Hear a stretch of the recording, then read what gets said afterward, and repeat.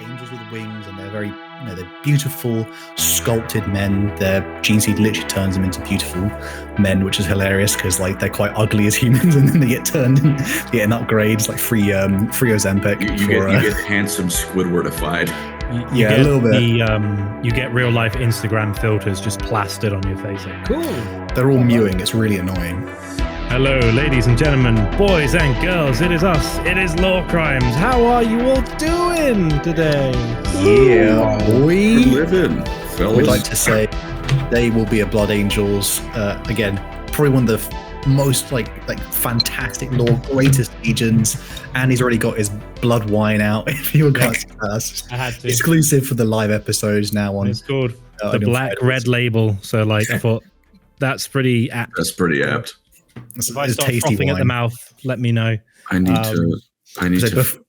Go ahead, Colin. I need to rapidly fill my liquor supply in my new house. It's quite sad right now. That statement was sad, but okay. Also, before anyone asks, I know what I'm about. Before anyone asks, yes, we have seen the new Dawn of War stuff with the Dark Angels, so we are aware. Unfortunately, that's the big thing. No, it doesn't matter. We're talking about exciting things there, though, because we are talking about different angels. Yes, we're talking about one of perhaps the most popular legions and chapters in the entire Warhammer setting. Overrated. It's not overrated because we're excited to talk about it. But that's kind of as a hater of anything to do with humans. So ignore Pancreas, no work. I quite like the Ultramarine. Oh, of course he does. I mean, yeah, before we do that, we do have a.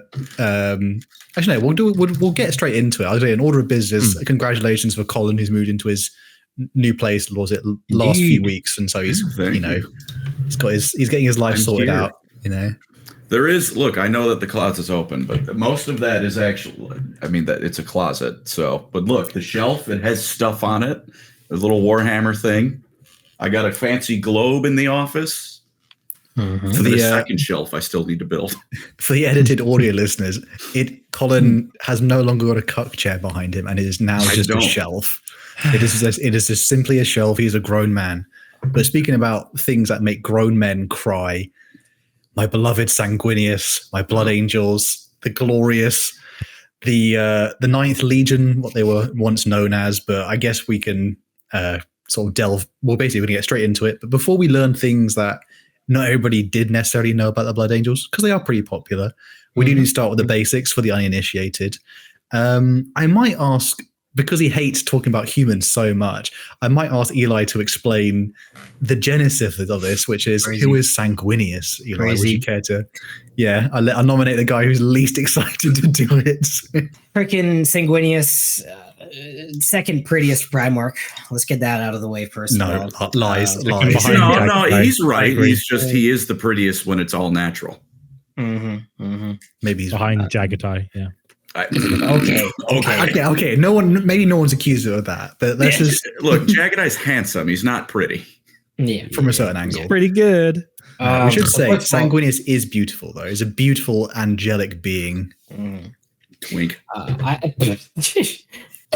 I've read I've read like 20 or more Horus Heresy books, and not a single one of them is Blood Angels. That's how little Blood Angels books are in the Horus Heresy. Like, you have to get quite far. They're when more. Do they even show up? Yeah. When do they even heavy show loaded up? towards the end? Yeah, their shining moment is at the end. Yeah. I mean, their whole plot is they are sent very far away from the heresies, like bounce pad, where everything happens. They're sent intentionally very far away alongside the Dark Angels and Ultramarines, because we don't want them involved as long as possible. Send them really far away. We should say, for the people who maybe this will be parts which not everyone knows. Correct me if I'm wrong, Andy, the original Ninth Legion, though, they weren't called the Blood Angels. They had a different name, which is before they even met their Primarch, which was, is it Revenant Legion? Or Revenant Legion, yeah. Well, I think that was more of a nickname. Yeah. It does go hard. I'm not gonna lie, I do like that name. I do prefer it. But this was because they were kind of crazy. They had not been tempered by the influence of what would be their Primarch later, but they essentially started off as this bloodthirsty, literally terrifying, butchering horde, and they were tempered when their Primarch Sanguinius was eventually found, and he himself experiences maybe a hint of rage, a hint of anger at times, but Sanguinius would teach them many great things, which is to create artifacts, beauty, engage with arts, create things that last for a lifetime. And it was to channel this darkness into something better. And then this will go on to form them as the Blood Angels, which are, again, their imagery is very much, I guess, is it Latin, you say, Colin, inspired, like Latin, angelic, like Catholic. Also, Eli did make a very good point in chat. I was going to talk about Sanguinius, but then got interrupted. Oh, he just said, "Oh, he's pretty." There's more to come. Eli's a hater, so it's fine. I don't hate Sanguinius. I just want to he's pretty as Fulgrim. He has hacks. No, but Sanguinius is a very kind being. As much as he literally has angel wings on his back, he is a symbol that the Imperium would then go on to worship when they turn into the 41st millennium. But Sanguinius and its legion pretty much develop a good reputation throughout what would be the early Great Crusade era. This is stuff like that's mostly well known. And then the part, again, like summing it up very shortly, they were obviously betrayed in the Horus Heresy. They sided with the Imperium. They stayed loyal. And eventually, as is what is even old lore before the Horus Heresy was flashed out, Sanguinius would fall at the hands of Horus Lupercal. Pretty brutally, I may say. If there's a part maybe not everyone knows, is like there's some lore about like old lore where Sanguinius supposedly weakened the Emperor Horus's armor, whereas in the actual Horus Heresy, Horus just like beats him to death, and it's pretty brutal. But Sanguinius does give his life for the Imperium, and he knows it's coming, but he chooses to defy his fate, even though it does happen. Very sad. And forever, when this happens, the Blood Angels, I don't know if I want to spoil it yet, maybe because Andy's bringing it up later, but something goes wrong with the Blood Angels after the death of their Primarch. And forever on, the Legion, which would then be split into chapters after the Horus Heresy, they would be Primarch-less, leaderless, and knowing that their Primarch is dead, they'll be dealing with curses, but yet they will still prevail to do honor, glory for the Imperium, and to be noble warriors, defenders in their gleaming red armor. Obviously being split into many chapters, though. A diversity of thoughts and opinions would be developed over 10,000 years. But the Blood Angels to the modern 41st millennium are essentially, I mean, there's no other way to say it. They are like noble vampire inspired, like little angels of death. Team Edward, sparkly ones. Yeah, and again with like the lot of, I mean, when I say angels, not like biblically accurate angels with like the big eye and then like 6 wings, which is kind of terrifying. We're thinking more like literal, depicted in a lot of like Catholic or early Christian art of like, angels with wings, and they're very, they're beautiful, sculpted men. Their gene seed literally turns them into beautiful men, which is hilarious because like they're quite ugly as humans, and then they get turned and get an upgrades like free Ozempic. You get handsome Squidwardified. You a little bit.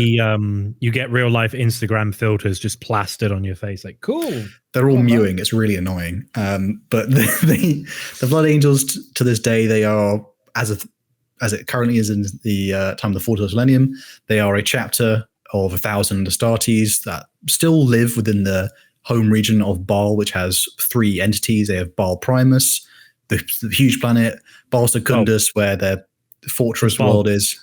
It's Baal Prime, isn't it? Because it's confusing. Baal Prime, yes. Primus, Baal Prime is the world, and then Primus is the. And so I get people and they say, actually, don't you know? It's like, no, no, it's called Baal Prime. It's not Primus. It's not Primusi. It's Prime. Yeah, and then they have most of their homeworld's fortress, monastery, and stuff is based on Baal Secundus, which is the moon, which is where a lot of characters are actually from. But they have another third moon, I think. Some people call it Balfora, other ones nickname it. I can't remember off the top of my head, but essentially, most of the people who live in this irradiated wasteland of Baal are recruited into the Blood Angels. And they go on to serve in the Imperium, and much to this day, that's kind of the overall genesis of the Legion. Obviously, there's much more to fill in the gaps, But unless I miss anything particularly, those like really important basics. But I've actually. Go for it, Colin. I had a question just off the top of my head. I can't remember. Was it like during, the Age of Strife, it got, like turbo nuked, or does the planet just suck like that? There's it's briefly mentioned in the Devastation of Baal book. The Knights of Blood chapter master talks to Gabriel Seth about, during Old Night, Baal Primus and Baal Secundus, the two moons, they were obviously now separated from the rest of the galaxy. So they started to get into tribalism, and it's like, one had a larger population, but one had better technology. So they started like nuking each other. And then it was like, what have we done? And wait a minute. And Baal Primus itself, if I'm not mistaken, is so bad. The only place you can really live on Baal Primus is the Arx Angelicum, the fortress monastery, because everywhere else is just sand, scorpions the size of a house. It sucks. Like, and the water that kills you. There. Oh, and first water, that's actually an organism that it looks like water, but when you drink it, it dehydrates you until you're like a shriveled prune. And they even use that during in Devastation of Baal. They use a moat and they surround the fortress with first water. And all the Tyranids are like, and they start drowning in it. And they're like, throw in a million more. It's fine. Yeah. And they're just like piling up. Most people might not know is that for the modern, what they call the Baalites who live in the system, the people who they leave them as tribesmen for makes them quite tough. But the interesting part is like there are parts like buried in like the red sands of like each of the planets. There's different like what was clearly like the remnants of what was like a large scale, either like a platform or like sort of spaceship or something, like something really large, like an orbital ring possibly was around Baal at one point. And it was when it was destroyed in their civil war. No, it's not Halo. It's not the Halo ring. But when it was destroyed in their civil war, it crash landed onto the various planets. And you can still, like when they dig up parts of Baal, they can still find like remnants of this. And it's often like deep. Again, like they talk about it in their myths as like the stars fell from the heavens. And obviously it wasn't a star. It was a person's, someone who lived there. And then they blew up. They blew up like all the orbital defense stations when they had that big civil war. And then it's like when they're defending Baal from the Tyranids, they're like, Dante's like, we got all these space marines. We've got like 20 chapters here. Let's just dig up what we can find. And they're like, oh, that's useful. There's like a whole castle over here. Like, what? Yeah, found it. It's right here. Should we like fortify this? I guess. Why not? It's right here. Okay. Yeah, lots of buried treasures amongst Baal, but essentially that's kind of, that's for the opening gambit. That's kind of more of the basics, but Andy's going to explain onto parts that maybe not everybody, also more in-depth and parts maybe not everybody knew. So I guess we should start with 30K because that makes sense. So like kind of briefly talking about unification. Originally, the Blood Angels were possibly going to be the first legion to get purged from the Imperium because they were just like eating people, and there were tales of like hulking giants taking children away in the dead of night and just drinking all their blood and all the mums crying. It's like the opening to not Spaceballs. Oh my god, what's the no, not the opening of Space King. Blood Angels, the flamethrower. The kids love this one. They've gone plaid. Was it? I don't remember what book it's from though. But which is it? Like Sanguinius calls Angron's little expeditionary fleet a carnival of monsters. I'm like, I don't think you have stones to throw right now, sir. Yeah, and one of the things that they're very much wrestling with is at this time they have a genetic flaw, which is the red first, which makes them, they don't lose their sanity completely, but they go into kind of fits of angry rampages. They're like pre-World Eater World Eaters, but worse, where it's like they can only stave it off by drinking blood, or it's a real like big suffering. And thankfully, they found a fella called Sanguinius, who was their gene dada, and he was like, "You should learn to draw." And so they did that instead, and that helped temper their emotions. But Eli, I know you only basically said like, "Oh, he's pretty." Is there anything else you'd like to mention about Sanguinius and what he was like? Yeah, give a compliment. Not anymore. I mean, I don't even need to be here. I guess like it's okay. I could just leave. No, don't be like that. Don't be like that. Man. I don't even know that much Sanguinius lore. I just feel neglected. Oh, we need to give him a big hug. I don't know. I've made like one Sanguinius video on my shorts channel out of 2,000 videos, and it was like 5 years ago. But he's pretty angel baby. You know what? I don't even know that much about him. He's pretty. He fought a bloodthirster. He got killed by Horus. He tried to be friends with Horus. They were supposed to be buddies, and Horus kind of betrayed him. As for the early life Wikipedia section, I'm not sure much about it. So I'm not actually that salty. I could have talked about the Blood Angels in general. I would have been much better at that. But yeah, I have no Blood Angels videos for a reason. But I will someday. Wow. Someday I'll read their books. I don't know. Xenos are cooler. Sorry, so I'm gonna. Actually, honestly, 40K Blood Angels are much cooler to me than 30K Blood Angels. Well, they do have the trouble in the Horus Heresy again. Like I said, they're put very far away, and their whole plot for like the first time they're introduced is, oh, we're gonna pit you against like Kabanda and all the demons of Khorne, and be like, come on, have a little chaos, have a little chaos. It's yummy. And they're like, no. And there's like bits where Horus is the only Primarch who knows about the Red First, and there's bits where occasionally, like Raldoron or Ascalon, who's the guy in charge of the Sanguinary Guard, he'll be like, and then Sanguinius is like, oh, and then he'll just disappear and just be like, grab one of his sons by the with a garrote and be like, go to sleep, go to sleep, go to sleep, go to sleep. And he has to like, it's okay, son, it's okay. I have been dipping into 40K Blood Angels lore now that I have some models for them for like some 6th edition stuff. I like their characters a lot. I think they're the drippiest of all the chapters. They're very cool looking. They're up there with Black Templars and Dark Angels for aesthetics. Well, one of the reasons we got this Sanguinary Guard fellow I'm playing as who's gold is that they are the arts. They're like the theater kids of the Astartes. They're like, we like painting, we make like cool bits of armor, and we like to draw things, and that's how they keep their rage intact, because when that rage is unshackled, they're pretty messed up. And this is taken advantage by with Khorne during the Horus Heresy, where they're on this planet called Cygnus Prime.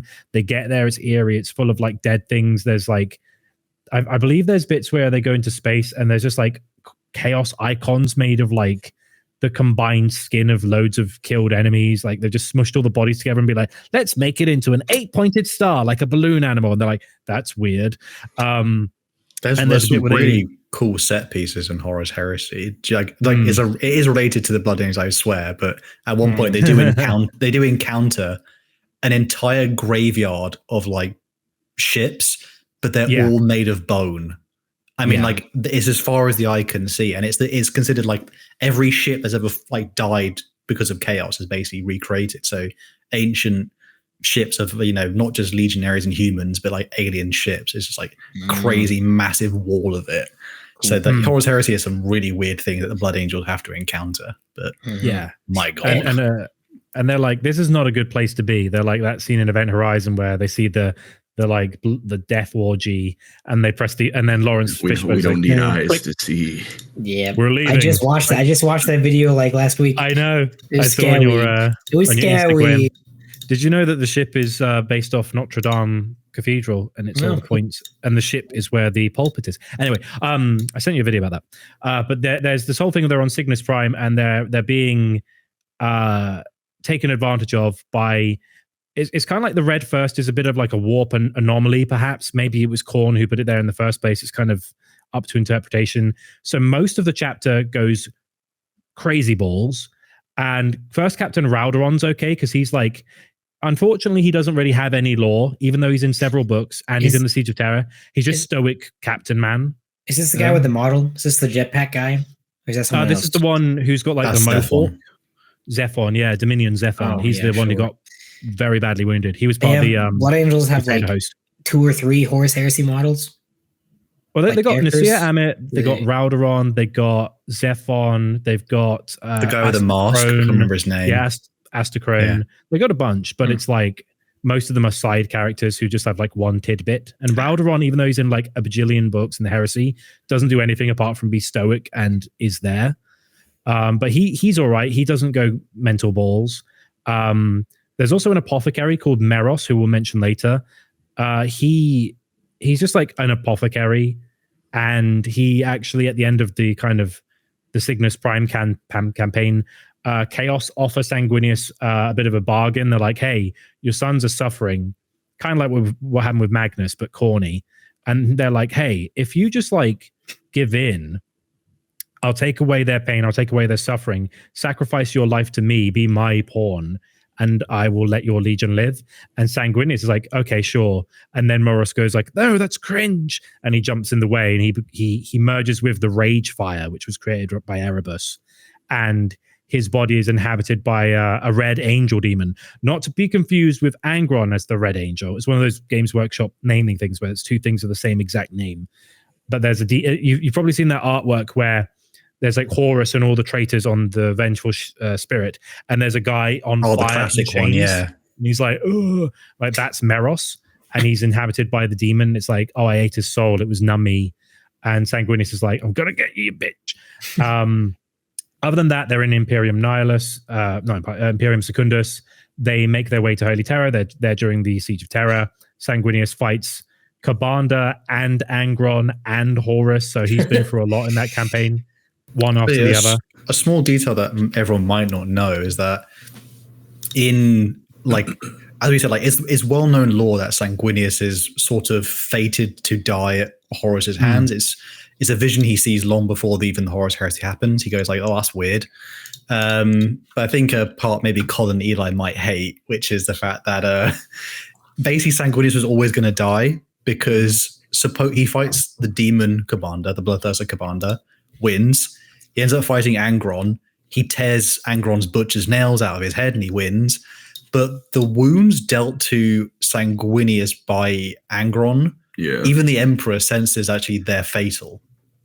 So Sanguinius is, when he goes to board the Vengeful Spirit to like meet his destined death against Horus, he kind of knows like he's going to die anyway at some point. Like his wounds are not healing. He's Randy from South Park, who's just like, I don't hear no bell. And he's just like, So he walks up to Horus as like a basically dead guy and just. Oh no, he gives it his all. No, because when in the part where he does fight Horus, he because like the fact that he actually has wings is actually a massive advantage. So Horus is like lumbering and like enthralled with like, swelling with the power of chaos, but he's slow. Yeah, I mean, I'm not going to lie, throbbing with the power of chaos. Horus is slow. So Sanguinius is using the fact that he has wings, like swoop in, doing diving attacks. He knows he's not going to like make it anyway. So he's giving it all he's got. And then at one point, Horus goes, I was just toying with you to lure in the Emperor. And now the Emperor's coming. I've got no time for this. Because he keeps trying to, the part that, again, because not everyone gets to this point necessarily in the Horus Heresy. Horus basically wants Sanguinius to join him even still because he's kind of mad. He's gone a bit like his brain does. He keeps talking to people who are dead. So Horus has just gone mad with chaos. Well, that and all the Primarchs he had were the shitter ones. Yeah, that's true. And then so not everybody knows, like you haven't got to that part in the heresy. Not everyone knows that Horus was still trying to convince Sanguinius to like join him. And when he sensed the Emperor was coming, he's like, I'm sorry, I don't have time anymore. And he just grabs Sanguinius and just starts beating him and then Sanguinius, like his body is utterly broken. Like his wings been torn off. His like limb is like his limbs are falling off. His fatality, but all of them combined. Like leaking out, yeah. And then like he still stands somehow, and then Horus kills him. And then unfortunately, the part that people may not like to know, which is he's basically crucified. He's hung up, strung up by demons behind Horus's throne. So that's what happens to Sanguinius as his fate, and Sanguinius dies. And then Emperor says that infamous line, look how they massacred my boy. And then he cries. But before we go for it? I'm going to say and then this would give the death, psychic scream of like Sanguinius's death gives way to the Black Rage. And I guess we'll leave it at that for a moment. I have barely related nonsense. Oh, go for it. Yeah. Has anyone checked their YouTube like recap thing? Yeah. No, who does that? What? I've never. Out of curiosity, I want to know what it says. Yeah. I got the most apocalyptic one I could have ever received because the soundtrack started with a JoJo edit. transitioned into a Miku song, and then it was like, yeah, the most watched content you did was Dead by Daylight content. I'm like, yeah, I gotta kill myself. I've got a problem. No. It gives you like a Wojak name as well. If you saw that, like a Wojak type. The self-improver. But the song edit was called Crucified, which is why this came up. It pinged my brain. Does anyone notice that Dagoth Earth kind of looks like Dante with the mask? But yeah, so we talked about Horus Heresy stuff. I guess we should now cover a little bit about 40k. 40k, they are like Blood Angels are like one of the best Space Marine chapters because they have a few things going for them. One, they've got gold armor, which is pretty cool. Two, in the sanguinary guy, we should say. Yeah. And also captains like Tycho had gold armor as well. But they also have Commander Dante, who is supposedly the oldest Space Marine who's not in a dreadnought, which I will cover later as not being true. But he is like one of the oldest. He's like 1,000 years old. He's a millennium years old. Man seems some shit. He's like every day he wakes up and is like, I just want to die. You're like, oh, Dante, you poor man. A weird discrepancy with Dante. Everything he's depicted in, he's got like gray hair, but in the book he's got jet black hair. What's going on with that? I think because they think he's an old man in terms of features, don't they? Because I think canonically the Space Wolves are the only ones who are allowed to have gray hair. But then you've got Lysander from the Imperial Fist who also has gray hair. It's like this doesn't work. Doesn't work. Well, I know the raw reason for this, which is that supposedly because when they were obviously gene seed comes from Primarchs, the seed from the daddy, as they say. Oh god, I hated that. But you choose to say these things. Yeah, I know. My life is a waste. I'm breathing this air. I'm stealing air from people here. No, I'm joking. But, pull back. Too fun. Me versus Rogue. Don't worry, we'll get him next time. Back on point. The law reason is because when they basically they had the gene seed stocks, and that's how they create Space Marines from them, or they help turn people into Space Marines. Essentially, it's a copy, like in the 41st millennium, it's a copy of a copy of a copy of a copy. So despite being able to turn people into Space Marines, it's not quite as pure as the stocks they had in the Great Crusade. So that's why what coined Firstborn Marines, or before the Primaris, the Astartes basically did age at a much faster rate, or they weren't as immune to aging as something like what would be a Marine of Chaos who's straight from the 31st millennium. So that's the reason why they do age. Degrading, whereas Chaos is degrading because it's in the warp, and that's a bad place to put it. That's a bad place. They're like sourdough bread. You get like the yeast thing. I can't remember what it's called, but they have like the original thing. The starter. And then it grows, and then you pick off a bit, and your relative goes, have some of the starter. Yeah, okay. Bro, literally called Space Marines sourdough. That's crazy. Yeah.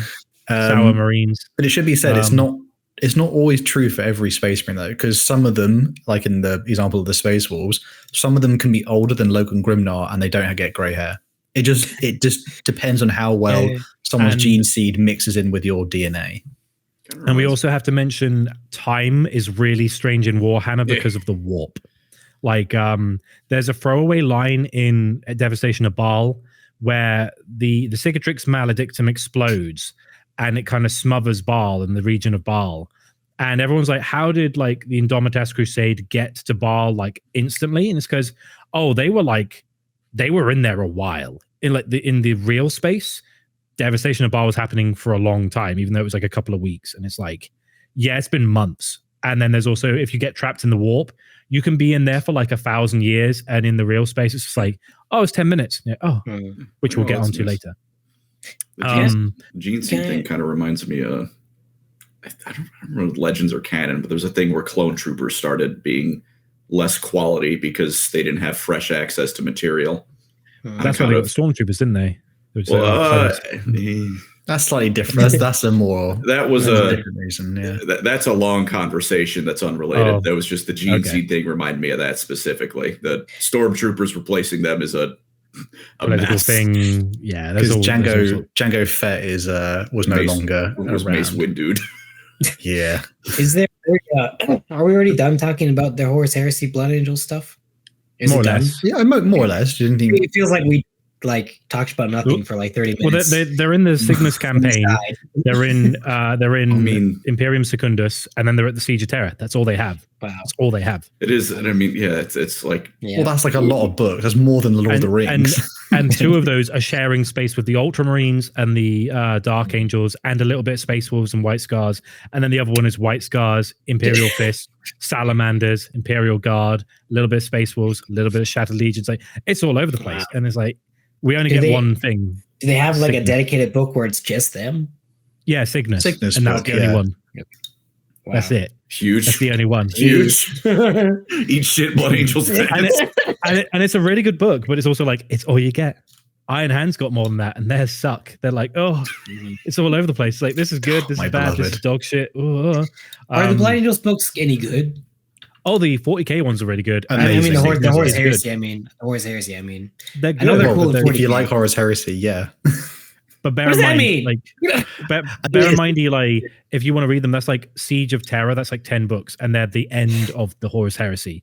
And then it's like Imperium Secundus, 2 books, 1 book, and then it's Cygnus. It's like, okay, you got 2 books. I just want to read the one where he fights Kabunda, and then I just want to stick to 40k Blood Angels. Which time? He fights him twice. He fights him once in the Siege of Terror and once in Cygnus.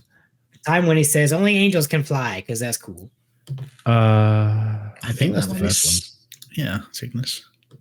The second one is like, get the fuck out of my hometown. And you're like, no, but to be fair, most Blood Angels lore was often, even through the early editions of Warhammer, came about as set in the 41st millennium. So this is a lot. Yeah, a lot of this lore was established like kind of long before the Horus Heresy even was a thing.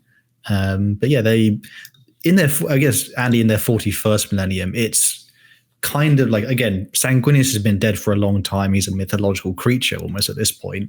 Although more people know Sanguinius as Dante. He wears the death mask of, like, Sanguinary Guards. They have the death mask of Sanguinius, and it's like more people know Sanguinius as Dante's image than Sanguinius, because Sanguinius was around for 200 years during the Great Crusade Horus Heresy. Dante's 1,000 years old.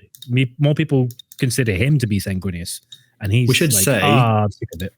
We should say, for an interesting part, Dante himself as a character, I think Eli and Colin might appreciate this specifically.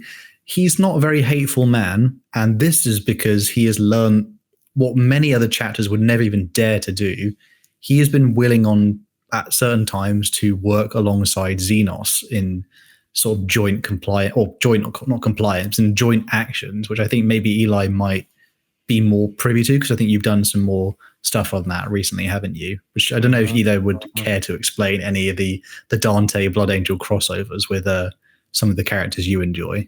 Well, Dante is the Necron's top guy.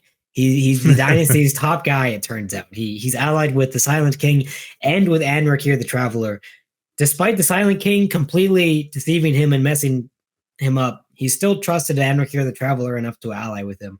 I guess times are desperate enough. And Anrakir was a lot nicer to him than the Silent King was. But I can explain the whole thing, I guess, if we want. On Gehenna Prime, which has significance for reasons that I don't know, to the Blood Angels. Do either of you know why Gehenna Prime is significant? Is it just place? I can talk about Vampire the Masquerade lore, but I don't think that's the right Gehenna. I don't know if it's the same Gehenna as the World Eater Gehenna, Andy. Gehenna Massacre. I don't know. The Gehenna's used a few times throughout Warhammer in terms of like names and stuff, but I'm not thinking of any specific Blood Angel significance. Glory to the Camarilla. Okay, anyways, the Blood Angels are fighting the Necrons on Gehenna Prime, which has a lot of hive cities on it. Necrons make a point to talk about how gross hive cities are. And then it turns out the Tyranids are on their way. First of all, the Blood Angels are having a bad time against the Necrons. And Captain Tycho's there. Shout out Captain Tycho. He's really cool. He's in no books, really, other than one small one. But he's in a few bits, but yeah. He's still the coolest character ever because it came about from narrative tabletop fun stuff. Yep, and he looks really cool. His model's awesome. Anyways, they're fighting. Necrons are coming in a war meeting. with Dante and Captain Tycho and a bunch of sergeants. I don't know the significance of any of the sergeants, including the one that goes with them, by the way. But whatever. I don't know if he's that important. This story is told from that sergeant's perspective, though. A Triac Praetorian shows up on screen and says, Mighty Zarek, last and greatest of the Silent Kings, demands your presence and would like to speak with you, and says, come meet us here. And Dante says, okay, sure. And so Tycho, first of all, volunteers to go by himself and blow himself up, basically. But Dante says, let's hear him out. So they go in a rhino strapped with a nuke, basically, and they hold some buttons in their hands, which they don't open. They go to the Silent King's crib, basically, this like gigantic monolith thing, ziggurat thing, and there's like 1,000 Triac Praetorians and a bunch of nobles and the whole like legions of warriors standing in this really cool scene. And the Silent King, Mr. Zarek, shows up in the golden mask of Sanguinius. It's actually just as pretty as Dante's, the sergeant says. And the Silent King says that he's met Sanguinius before, or at least he knows of him and he liked him and he wanted to make an alliance with them. And supposedly they were making an alliance together and they had contacted each other before. Unsure, maybe not.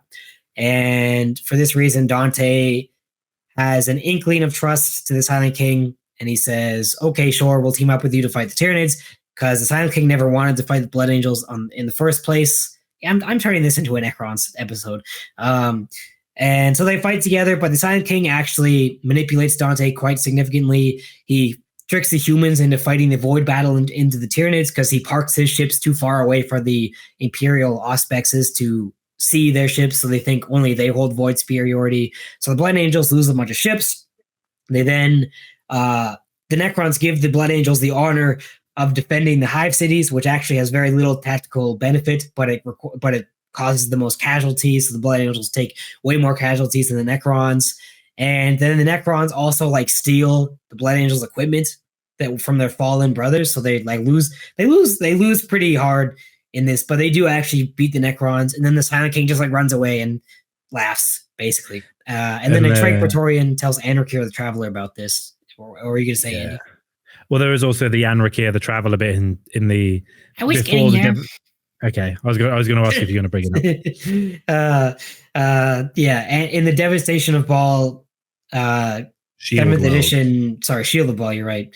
7th edition supplement, and also in a novella, Anarchy the Traveler meets with Sergeant J. Teal of the Blood Angels First, which is maybe the sergeant that goes with Dante and Tycho to meet the Silent King, but I'm not sure. I don't know if they ever even say his freaking name. I think Tycho's he's not first captain, he's like third or so. He's not like he's a big boy, but he's not the biggest boy. Yeah. He's not first captain Carleon. He's first captain. But Anarchy the Traveler, top 5 Necrons, easy peasy, meets with Sergeant J. Teal and literally says, take me to your leader. He goes to meet Dante later on, and all these monoliths descend, and Dante's on, I don't remember the system's name or the planets. It's been a while since I talked about this. The Cryptus system? Yes, the Cryptus system. Dante's on one of the planets. They're defending this Hive city or a city, whatever, and the Tyranids are oncoming. It's looking pretty dire. Anarchy the Traveler shows up, because there's the Tomb World of Calrentir around here, and also some Mephrit dynasty guy. So he wants to save the Necrons. Zarathustra, yeah, I think. The Ineffable. And Dante wants to save the Imperium. So they team up, Anarchy the Traveler, and he's nice to him. They actually work together quite well. Dante fights on the walls. Anarchy and his buddies go underneath and fight their way up through the tiers of the Hive city. Zarathustra fights in like the clouds in the sky place. Andy, we lost the footage. Sorry. Was that just me? Oh, it's just me. Ignore me. Sorry, ignore me. Yeah, this guy. And he sends a Tanshard of the Burning One to go fight with the Death Company off on a separate planet. And their whole goal is basically to get the super weapon working. I don't quite remember what it's called, but it's basically something that can like farm star power and make a laser. Oh shit! I've just done a video on this. It's like a big solar relay, and then the Imperium's like, we use it for like energy, and the Necrons like, that's actually not what a Death it's Star made laser. Yeah. So All these plans have to work together, and the Necrons and Imperials work quite well together. Anrakir and Dante fight in the same battle together, basically, not like side by side, but their armies are fighting on the same fronts. And it's really cool. It's really fun. Watch my Anrakir the Traveler video to hear all about it. And but there is a bit where they're like fighting, and like Dante's on the surface, Anrakir's in the bowels, and they're being just flooded by gene stealers. Mm-hmm. And Dante's like, "We're not gonna like get to the objective," and then Anrakir's like, "I have a special weapon," and he's like, "I got a Catan shard." Like, what? Mm-hmm. It's like, "Yeah, I've got Zardrafusa, the like burning one," and he just starts going like, "Ah!" And the Dark Angel's like, "Oh shit!" Yeah, and then the go for it. So the burning one solos a Hierophant. It has been shot a little bit, but that's a really cool scene. And then he sends the burning one off to go but help the Death Company reach their final objective, because one of his cryptechs failed over elsewhere, and they needed to win that fight to actually activate the weapon. There's like a multi-front war where it's like Dante and Anrakir are like, we're fighting to get to one bit, and then Seth and the Flesh Tearers with the Sisters of Battle are trying to get to they have like an uplink to the super weapon. Then Captain Donatus and High Priest Corbulo are on the gas giant, making sure that these like surveyor belts are still intact. Yeah, and then on the Death Welder Tartarus, it's like, I'll send the Catan shard and my Cryptech and we'll sort it out. And then the Cryptech fumbles the bag. But Dante was like, little did he know, I sent an entire ship full of Death Company just in case. Yeah. Good thing I did. And so then they're like, ah, and they start running in and killing the Tyranids. And the Sanguinor shows up, I think. And the Sanguinor shows up. And then like there's a bit where one of the Death Company is dying, and his last dying moments, he's like, it's my dad. Oh, I'm so happy. And then he dies. And then like, while the Death Company are looking for the like controls to shoot this, because they have to blow up the sun in the system to completely destroy the Tyranids, like in the billions, and then they'll use the planets as shelter from the rays when it blows up. But then like the Catan shard starts like charging the super weapon, bringing it back into orbit. It's like called the Maglivarium or something like that. And it is. Yep, it's something like that. And then they use the burning one to charge this thing, and then they shoot it. They kill the Tyranids, and they kill most of the Tyranids, and then the Necrons like, we're just going to bounce. And Dante's like, bitches, they always do this. And it's enough of, they kill enough Tyranids so that Baal survives the oncoming. Well, they stall the Tyranids by a few months by killing a few billion, because like Leviathan, instead of doing like First Tyrannic War, you've got Behemoth, it goes like a sledgehammer. Kraken, it's more subterfuge, very spread out. Leviathan goes like a multi-pronged assault, so it's like Tarsus Ultra with Uriel Ventris, Shield Worlds of Baal in the Crypto system, then another one around the Maelstrom to go for Baal, and it's like, it's all sorts of attack, and it's like, we just killed like 10 billion Tyranids, and it's like, we are not slowing them down. There's another tendril working its way around, and then the devastation of Baal happens. One could say you have Anrakir the Traveler to thank for you still having a Blood Angels chapter. I mean, just maybe. No, because the Necrons woke up and they realized we can't do this alone. We need the Blood Angels, which sounds to me like they both needed each other. They both needed each other. And then Anrakir and Dante looked at each other in the eye and they kissed. Yeah. And it was really with what lips? That's what I mean. Lips on grinding metal. They figured it out. Yeah. Bring it to a more Blood Angel focus on the actual episode. By the time we're getting to like what is essentially the 41st millennium, the Blood Angels have been like a depleted force, as in like in terms of they've been spread out much across the galaxy. It is a dark time. Cadia, as I spoke earlier about the Secretary Maledictum, basically Cadia has fallen. And I guess, Andy, there's something which is... Did you have any Blood Angel Civil War before that, or did you want to do... Well, prior to the devastation of Baal, there are a few interesting things. One of them being, if you read the Blood Angels Omnibus, which is really good, because it's by James Swallows again? It is by James Swallows. How did you guess? How did you know? And it's really good. POV character is Rathan the Ready. He's just like a Blood Angels sergeant. He's pretty good, capable Astartes. He kind of looks a bit like Keanu Reeves.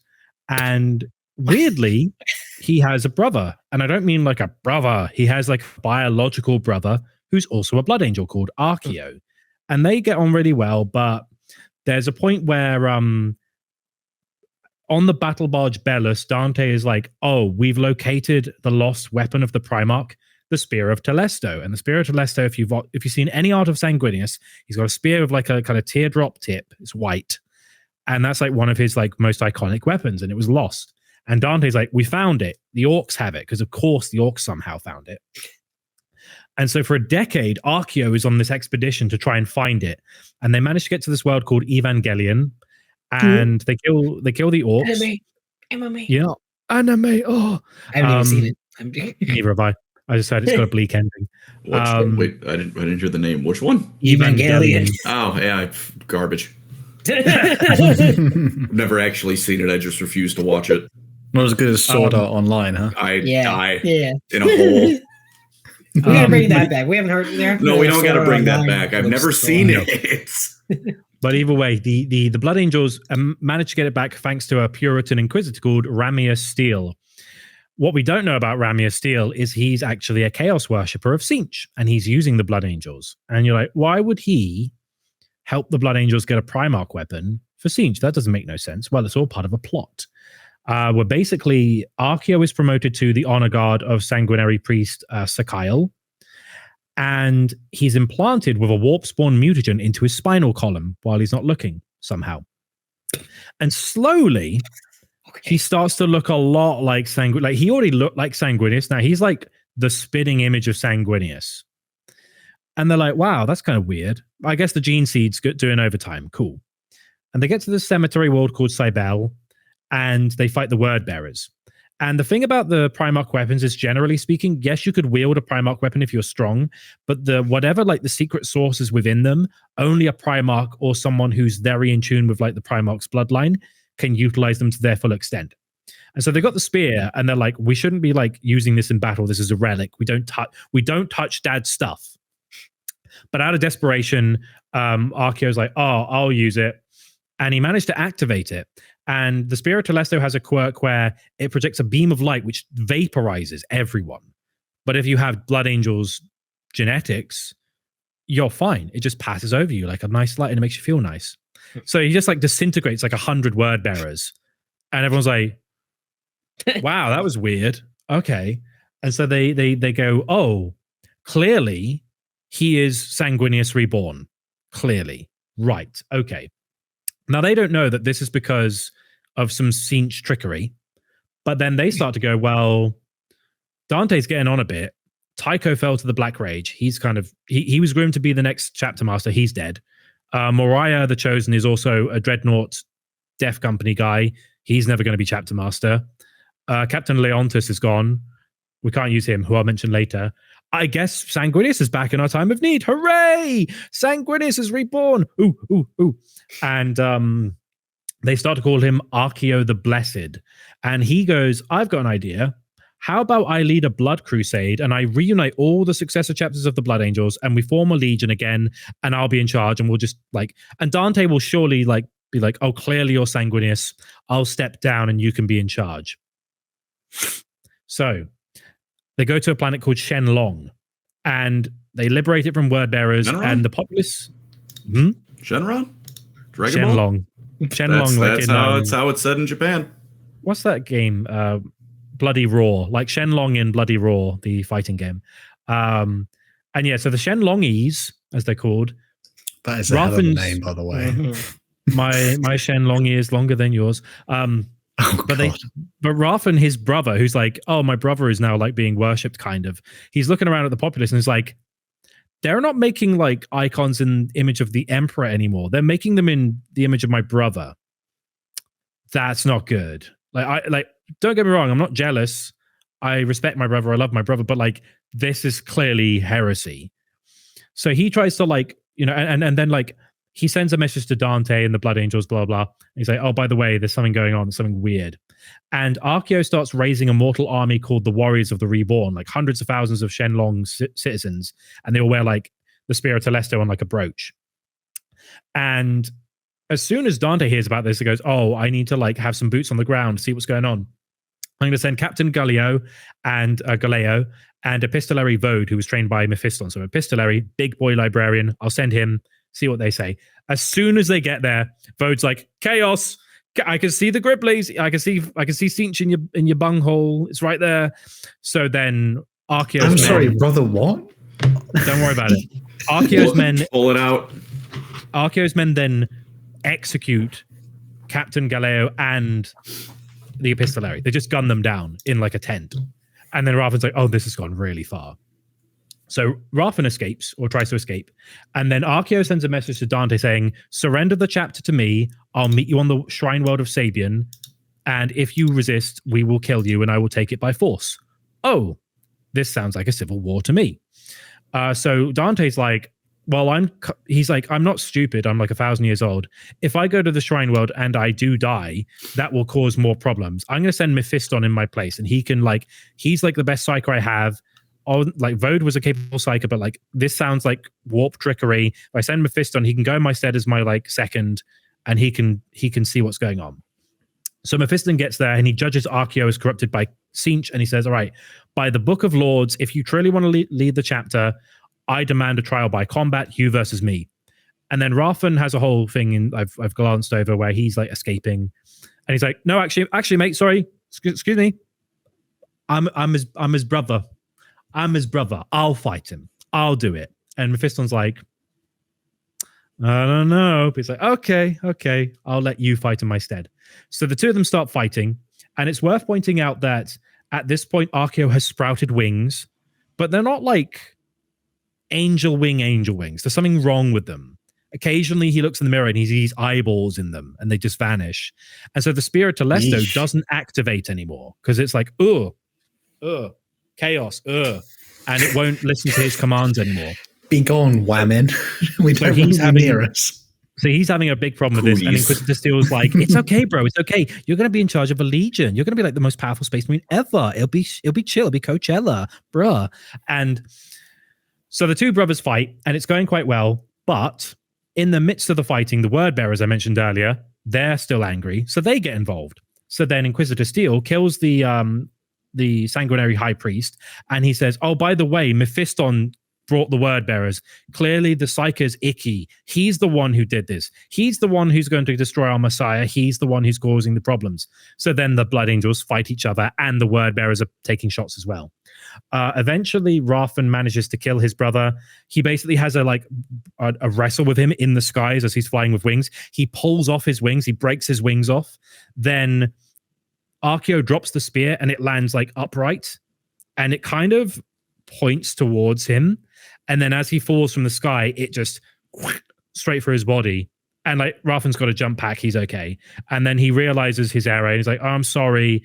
The spear's like purged the chaos corruption within me, but I failed everyone. Please forgive me. And he's like, only the Emperor can forgive you, but for what it's worth, I'm sorry as well. And also a weird fact, you know that Mephiston fell to the Black Rage during the Second War for Armageddon, and he got over it. He falls to the Black Rage again in this book, so he goes for number 2. Rathan also falls to the Black Rage, but Rathan picks up the Spear of Telesto, and he manages to activate it somehow. What? Is he a true son of Sanguinius? So the Black Rage is driven out of his body, and then like all the Blood Angels are like, and they're like fighting each other. They're like eating each other's faces. That was my like homage to that amazing meme of like Joey Diaz and Joe Rogan talking about gorillas. But like chimps eat the fuck out of monkeys. Yeah, that one, yeah. And it's like, and then Rathan gets to Mephiston, and he unleashes, he chucks Arceo's body off a cliff, and he's like, there's your Messiah. He was my brother and I loved him, but he wasn't a Messiah. And he uses the spear, and it cleanses the Black Rage from Mephiston and all the Blood Angels. And Mephiston's like, oh, that was quite impressive, bro. I'm going to see if we can get you to be 6th captain.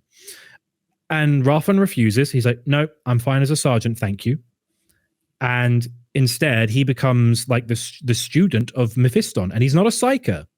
But the two of them for the rest of the omnibus have like a really interesting relationship. It's like, who's your new intern, Mephiston, Lord of Death? And he's like, he's a guy I met. And all the people are like, wait, you're like being taught by Mephiston? You're not a psyker. He's like, don't shut up. I'm cool. And he's I like their relationship stood with a blade. It's fine. Yeah. Vitardis. And so like I like that because Rathan's a really cool character as well. And there's more for his stuff. He meets Astarath, and Astarath is all like, What do you mean you got cured of the Black Rage? Like Mephiston? I don't like psychers. And he has like a whole like trial where he tests him out and stuff. It's quite funny. So following the Blood Angels Civil War, we've been, as we mentioned earlier, like the parts, you're probably thinking, what is all this leading up to? We mentioned parts with Dante meeting Xenos. We mentioned parts where there's been this Blood Angels Civil War. We mentioned things about Tyranid Hive Fleet. It's because the big Blood Angels, like 41st Millennium plotline, is essentially to do with them fighting the Tyranids, because I believe it's Leviathan, isn't it, Andy? Leviathan is like, you know what? Fuck these guys in particular. I'm not joking. The hive mind literally goes, screw the Blood Angels, starts ignoring worlds and goes, let's kill them, and beelines it for their home system, the birthplace, or not the birthplace, but the home world of their beloved Sanguinius, Baal, and all of its moons. Yeah. And to give you an idea, this is the same year that everything bad ever happens in Warhammer. It's 999 M41. You've got, obviously, Cadia is under siege, got Baal having a tough time, and of course, the most important event of the 999 M41, the Battle for Chagoris, which is a real shame. Red Corsairs attacking my boy Jagatai's homeland.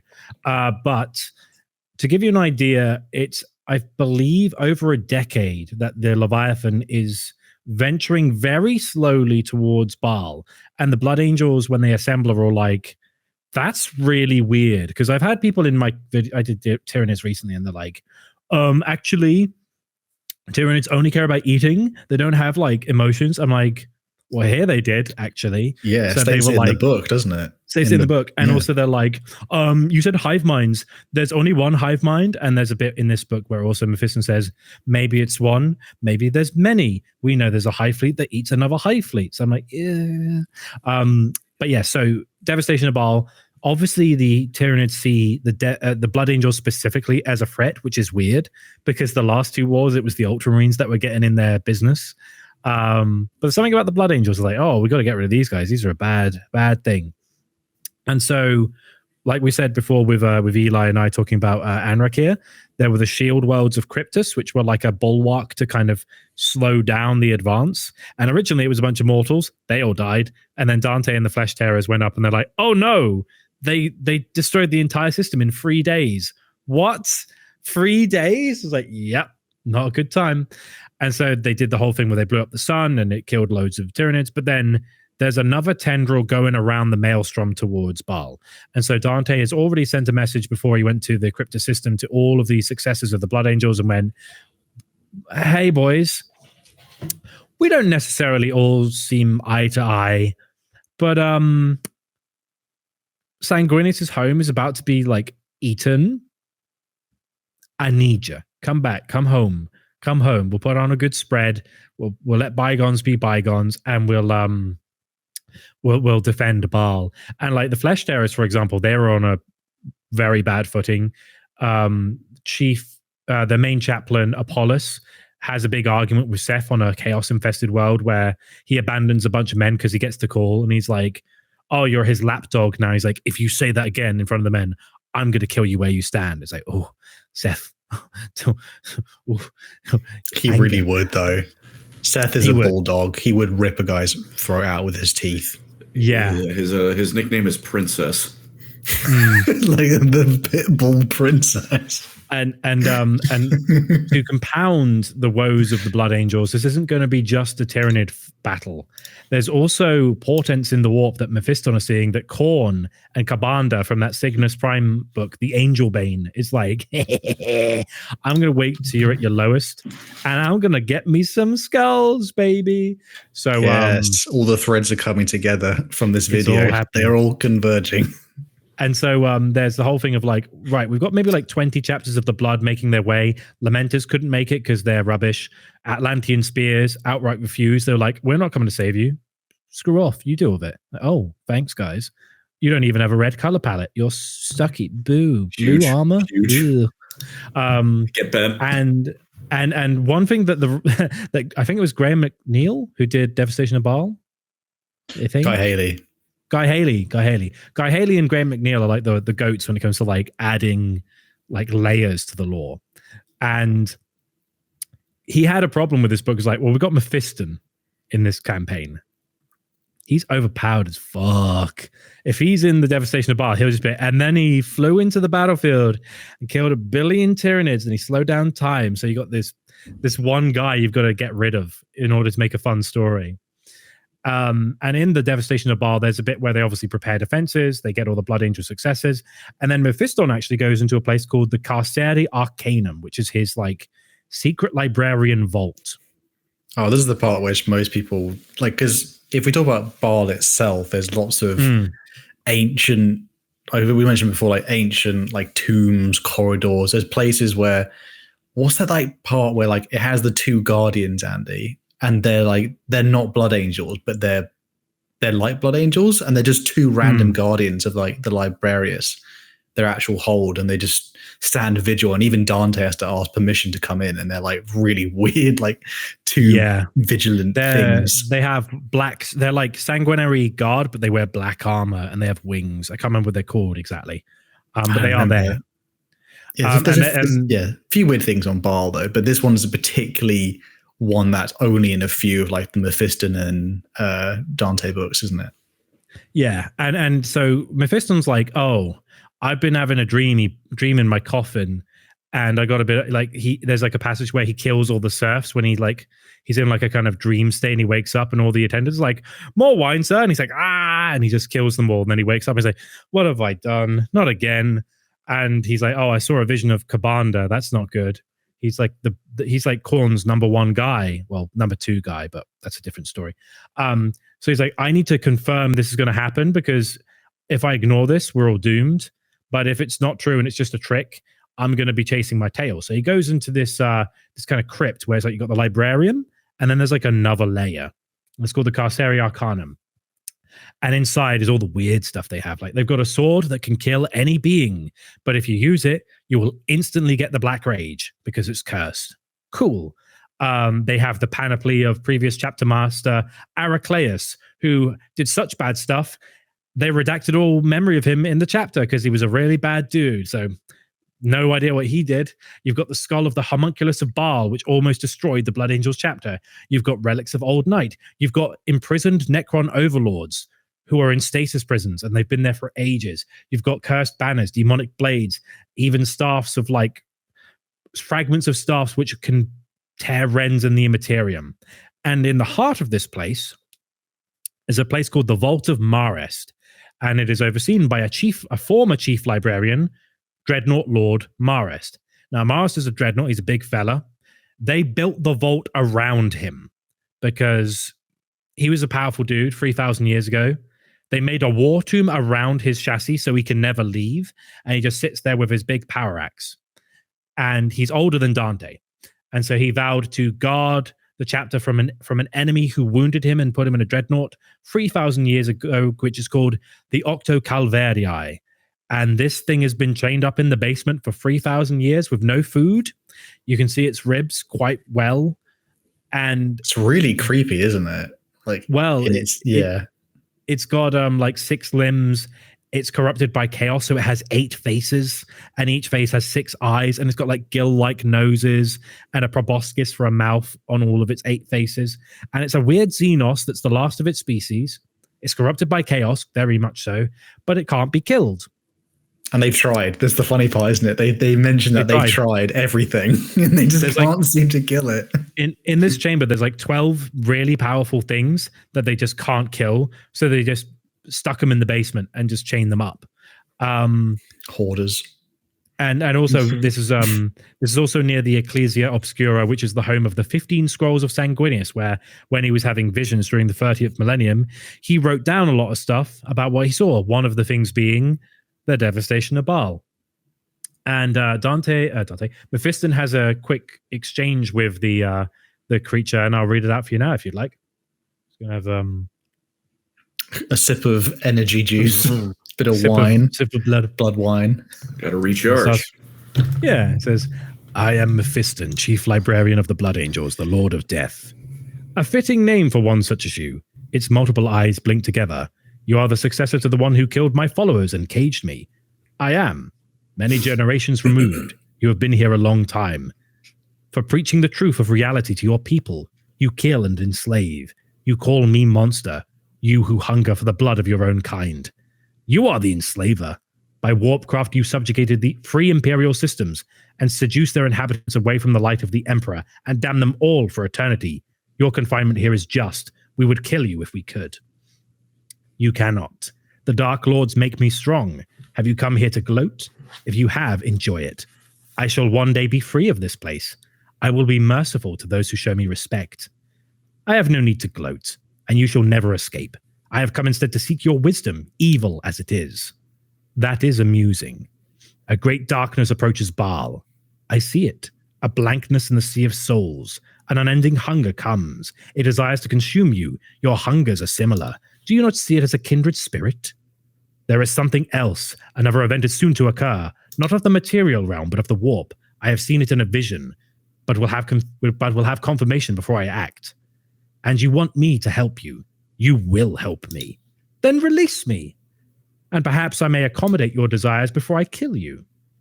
I never said I needed your active participation. And then, like Mephiston, he drives Vitaris into the ground before the alien psyker and reaches out his hands towards it, red fire flickering around his fingers. He bent the creature's mind to his will, but it fought him all the way. And for a moment, Mephiston feared that he had attempted a task he could not accomplish, and that the being would overwhelm him.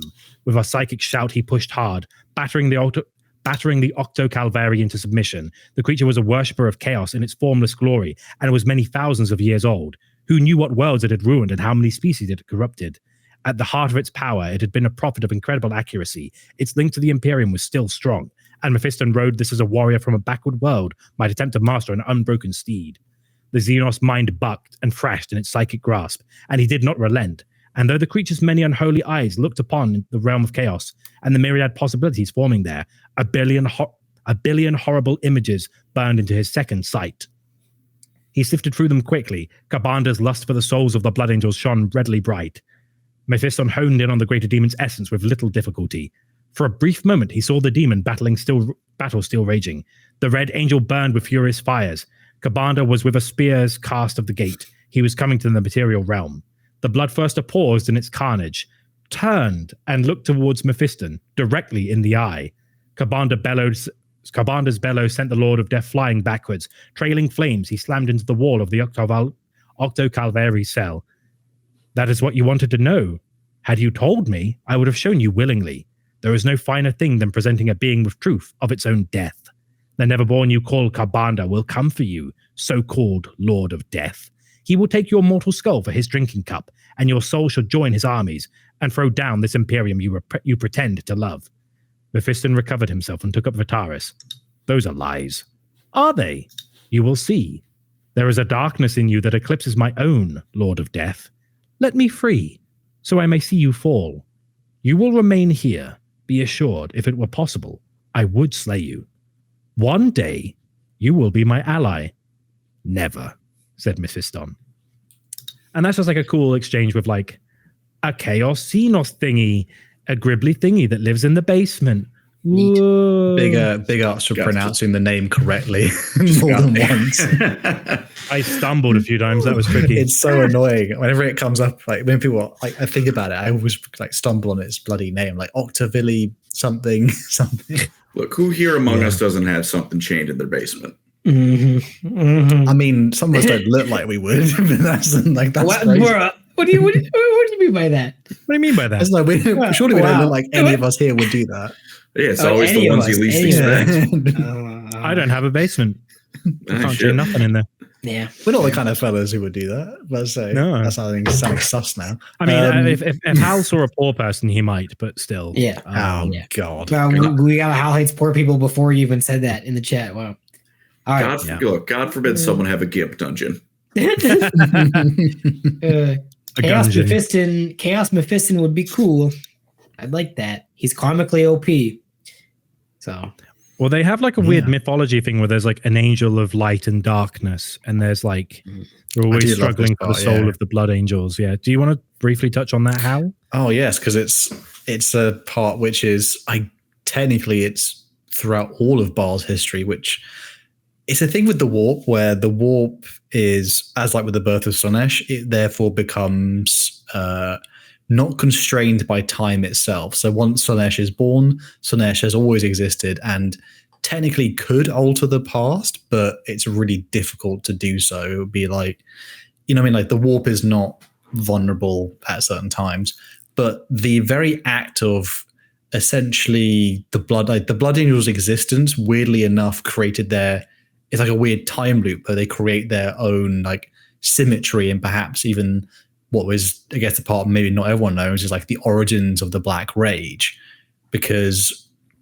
within the warp, which is, I think, Mephiston sees this personally in his own novels, even in a later novel, which is there are two angels that are battling over. There are two wolves inside you. There are two things in your walls, but there are two angels within the warp that battle in the space where Baal exists. There is one angel of light, of gold, of all the things that is good to do with the chapter and the legion of all the line, the bloodline of the blood angels. And then there's an angel of darkness, of death, it is the embodiment of the Black Rage. And these two angels continuously essentially battle for the soul of all of the blood angels and their successors. And throughout time, or especially towards the 41st millennium, the angel in gold is not winning. The angel of darkness is stronger. And the angel of gold has an avatar, which is essentially shown to us to be the Sanguinor, which is, again, we haven't really touched on the Sanguinor necessarily, but people are somewhat familiar with the Sanguinor as almost like the living embodiment of Sanguinius's will, but it's not Sanguinius. It is like essentially a herald of him. It is. Some people think it might be Ascalon, who was the sanguinary guard captain in the Horus Heresy, but that's not confirmed. It could be anyone, who knows? We're not sure. It is a mysterious figure that often shows up in the Blood Angels' most dire times of need, and it aids the chapter. It is not a being that necessarily speaks, other than one time ever, and that was to Dante to say there is still hope, when Dante almost wanted to give up before fighting on the devastation of Baal. But the Gold Angel has the avatar an embodiment of itself, which is the Sanguinor, but the Angel of Darkness does not. And to help essentially extend the fight against the Angel of Darkness and not let the Black Rage take over all the sons of Sanguinius, Mephiston will at some point later agree to become a mirror image of the Sanguinor, and in tandem he becomes the avatar of the Angel of Darkness. It will doom him, but it buys time for all of the chapters of the blood. And it's a very weird part where, because this thing happens, it explains that it actually influences all of time. So whatever Xenos race lived on Baal long before humans ever ventured there, it explains like they would have most likely developed a culture of light and dark, of like angels of lights and darkness. Whoever exists on Baal long when humans are dead will similarly be influenced subtly by the warp in the same way. So it's a really weird, I guess. Yeah, it's like the Blood Angels create a wound in the warp that will forever influence any culture that comes to exist on the Baal system, which is very interesting, I think. So that's a very cool part, which is, again, it's not exactly surface level lore things, but I hope people will do appreciate that it's pretty. I guess it also maybe somewhat explains that the Black Rage itself is a psychic wound. It's not a gene flaw necessarily like the Red Thirst might be. It is a wound of Sanguinius's death, and it mixes in with this sort of mythology of these two angels, like literally like, the devil on your one shoulder, the angel on your other one, sort of, two things battling for the greater control of the inner body. It's cool stuff. Cool stuff. A question. Because I remember arguing with someone about this like 4 years ago when I first started doing Warhammer stuff. Did the Black Rage happen during the Horus Heresy as well, because it transcended space and time? It's basically immediately after Sanguinius's death. Because not before. Did it happen before or not? But isn't the Rage Fire like a catalyst for the Black Rage as well? It's like Erebus's shenanigans paved the way for it. it's a thing where like, as in like the actual like, full-on Black Rage, I think happens after Sanguinius's death, but it shows there's like, I think you are correct in assuming like the fact like it basically like the psychic wound at some point is born, and therefore the Black Rage always exists, and therefore, you know, it's mostly people they have like deal like the Red Thirst, or like there's a flaw within Sanguinius. It could be like that. The flaw of like an inner rage is turned into the Black Rage, or the Black Rage always existed, and therefore the warp subtly influences the Dark Angels to be vulnerable to it throughout time. But then Blood Angels was that throughout time. But then once obviously Sanguinius dies, it's like, oh yeah, it's like turned up to 11. Right. It's not an easy question to answer, funny enough, actually, now I think about it. Interesting. Yeah. Up for debate, though. It's up for debate. I could be wrong. It's up for interpretation, at least, I think. Alternatively, some people just get whack diseases and it just happens. Yeah. He died really hard. Like the Raven Guard have the ultra depression thing during the Horus Heresy, and I don't remember it being mentioned much after.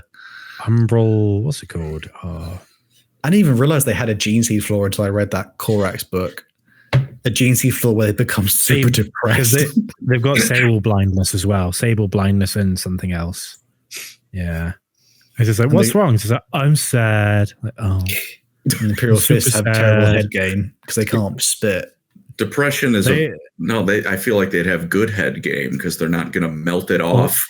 Imperial Fists have like the stubborn gene where it's just like their gene curses. They'll be like, I'm going to commit to the suicide mission. It's like, why? It's like, because I'm gonna. It's like, well, maybe you shouldn't. It's like, no, you're stupid. And that's their gene curse. They're just stubborn. More of a the Primarchs subtly, their temperament definitely influences the Sons. Yeah. I do have a couple of other tidbits, by the way. Sure. I got some old ass, like old head lore for you. The deep stuff. So, are you guys particularly familiar with the comics that they've made over the years? Slightly. I know the Calgar one. I know of them. So we got the Calgar one. He owns it. The greatest of them all. The Marvel comic, might I add. Yeah. It's got a little, curious. I can't help but notice that Sanguinius doesn't have a comic. I was going to say Blood Angels comic. Do you Primarchs have bunkholes? You say that. Know. Maybe not. 1998, I believe the first ever comic made for Warhammer was a Blood Angels comic. I choose to ignore it. And it was a multi-part comic called Blood Quest. And it was about a really old model called Leonatus. And Leonatus was a captain. He had his own mini. And he was like OG. He kind of looks like Steven Seagal, but like not cringe. It's like, what's the film that he was good in? Where he it's was on a good boat. in. He was on a boat. Something Siege, Under Siege. That was okay. And then all the other films are like, eh. I don't know. He's not good in anything. Well, he was doing right that one. But the thing is, Leonatus was originally like Tycho, like a few other characters, groomed to be like the replacement for Dante, because Dante for years has been like, I'm so old and I want to die. Please let me. But he's also like, I don't want to just abandon the chapter. I'm going to like groom some, and remember groom being not that kind of groom, folks. Like, I'm going to try and train a person that could replace me. Didn't have to say it. So basically, this guy was a really heavy-hitting captain, like Cato Sicarius energy, until one day there was a battle against the Orcs. Of course, it was the Orcs. Well, they had another of Sanguinius's weapons called the Blade and Carmine. And most of Leonatus's company died defending the artifact or trying to get the artifact until Dante and his men entered the fray and rescued them. Unfortunately, it was lost. The Blade and Carmine was this close to being reclaimed, and that's like Sanguinius' sword. And so, as penance, because he had to do some penance, Leonatus is tasked with a blood quest, which is what the thing is called, where he must find the Blade and Carmine. He must retrieve it from the Orc war boss, Gashul the Destroyer, and however far across the galaxy he may be, you've got to go reclaim that sword. Now, in reality, Gashul is not an orc. He's a chaos possessed orc. He's got a scribbly spirit in him. That's why he's like Gazgul levels of power. He is like one of the biggest orcs around. But Leonatus is like, okay, I'm going to go track you down across the galaxy. Eventually, getting onto his flagship, confronting the demon inside of him, and cutting his head off. And then the demon's like, "Ha! You just killed an orc. Stupid. I'm a demon. Don't care." No, what's the word? No sweat. And so then the rest of his Blood Quest survivors who are like from his company are like, I'm going to stand with you to the end. Let's go into the Eye of Terror. Let's go follow it into the Eye of Terror. Okay, cool. So they go into the Eye of Terror. They go to a demon world called Eidolon, not to be confused with the Emperor's Children character called Eidolon. Again, that Warhammer thing of using the names over and over again. And eventually they do find that a demon prince of Sinch is the one who has the sword. And their quest on this death world is aided by a fallen angel called Hayroth the Damned. So this guy's 10,000 years old. He's a dark angel originally from Caliban. And he's like, I'll help you boys. You're going to have to like best the champion of Khorne, the champion of Slaanesh, blah, blah, blah. So they go to all these different cities. I think there's one called Borbulax, who's like the Nurgle champion. It's like, that's a great name. It's something like that. And he bests all of them. He loses a few men as he goes until eventually it's just 3 of them. It's him, veteran brother Cloten, who's just like a giant guy, and Scout Marine Lysander. They eventually go through like a maze of Sinch, possibly in his realm. Maybe it's the big labyrinth. I'm not sure. It kind of is a bit vague. They go to where like the greater demon of Sinch is, and he goes, okay, kill the Dark Angel, or Fallen Angel, I should say, and if you fail, you'll serve him. And if you win, you will serve at my rightful place. And it's basically Sidious from Star Wars. So Leonatus goes, oh, we've killed the fallen angel. That's good. But there's no way we can kill this demon prince. We're just 3 dudes. Run, my boys. Run away. Take the blade and carmine. Get out of here. Get back to the Blood Angels. So Leonatus sacrifices himself to the demon. Lysander and Cloten spend millennia trying to get back to Baal from the Imperium. But in real space, only 12 years pass until eventually this like babyface scout who was there originally comes back, and he's got a big old Gandalf beard. Cloten's got like braids and stuff. He kind of looks kooky. And they're like, hey, Dante, we're back. It's like, where have you been? Oh, we've been like spending like hundreds, if not thousands of years in the warp trying to get back. And we've got the blade and carmine. And then Dante and Mephiston basically realizes, oh, these 2 are older than you, Dante. Like, you're a scrub compared. These guys are ancient. They're like well old. And he's like, oh, thanks for getting the sword. What happened to Leonatus? He's like, oh, he's still out there. We've got to go find him. And he's like, well, are you sure? And they're like, yeah, oh, Captain, my captain, I'm not going to leave Leonatus to be tortured by chaos forever. So Cloten and Lysander go back into the chaos infested parts of the world. They find like a, what's Abaddon's seer called? The one with an M. Is it Morgana? Morgana. They find like a Morgana seer type person, and there's like a big chaos battle going on, and they just kind of waltz in and they ruin the chaos battle that's been going on forever. They go to the seer and is like, tell me what I need to know, and then they cut its head off, like, lol, Blood Angels, blah, blah, blah. And basically they go to this world called Skyron. They managed to find Leonatus and where he's been, and he's been corrupted by chaos. He's got like Kiss makeup on. It's like proper 80s metal where he's straightened his hair. He's got like the corpse paint on. He's like, oh, that's Leonatus. That's no good. And he's now serving the demon prince. And so Lysander and Cloten fight their way to him. They leave a mortal surf uprising in the bowels of the ship to overthrow the guards. And eventually Leontus fights Lysander. He manages to strike down Cloten, if I remember correctly, and that's what gives him an opportunity to briefly escape the clutches of the demon that's possessing his body. And he's like, thank you for like helping me break through. I've been watching their maneuvers. I know exactly what they're going to do. Overload the ship's reactors, will blow up the Chaos Fleet, and I know exactly where to go, and I'll sacrifice myself and end this blood quest once and for all. And so basically, Lysander escapes. Garshal, the destroyer, is destroyed when the ship blows up. And that captain of the Blood Angels never comes back. Rip to a real one. And it's kind of a fun comic. It's very retro. Like each edition, the art gets better. And at first, it's all like kind of clunky looking and a bit goofy. And then it gets better and better until eventually it's like, he's wearing black metal face paint. Demons. Oh, I did not know any of this before. Cool. And it's cool. And one last tidbit from one of the Raffen books. Raffen kills Fabius Bile. I've said this before. And he does so by drinking a bit of Sanguinius's blood that Fabius stole because he wanted to like use his blood for science experiments. You shouldn't drink the Primarch's blood, right? Drinking Primarch blood. Drink blood in general, but yeah. It's like putting like a non-recharge battery in a charging port. It's like, this is not going to end well. It's like the battery expands. Killer Queen has already touched this controller. Yeah. And so he manages to like hurl Fabius over the tower and he gets eaten to death by Tyranids, which is funny. But then Raffen manages to get back to the Blood Angels with the help of his like friends who are in this like prison camp. And Chaplain Lamartes, who's like in charge of the Death Company, and High Priest Corbulo, who's like the main medic, are like, yeah, he's got blood in him. He's got Primarch blood in him. What? And then Lamartes is like, we just put him out of his misery, get the blood out that way. And Corbulo's like, no, he's a good boy. He's like Mephiston's Bay. I've got an idea.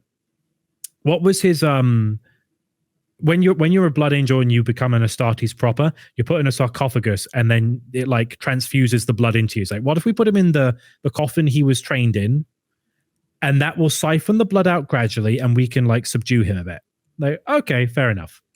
And while he's in there, there's a revelation. I mentioned briefly about that Meros guy who sacrificed his life to save Sanguinius. Turns out the last thing he ever did in the Horus Heresy was before he jumped into the Rage Fire, he tore out his own gene seed and threw it to the Primarch and said, remember my legacy.